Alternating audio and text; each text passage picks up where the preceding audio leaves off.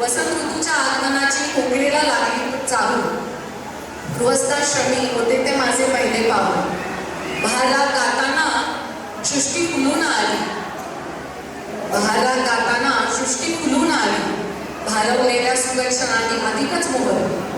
ग्रीष्म ऋतूच्या तप्त उन्हात सासरची सावली. ग्रीष्म ऋतूच्या तप्त उन्हात सासरची सावली.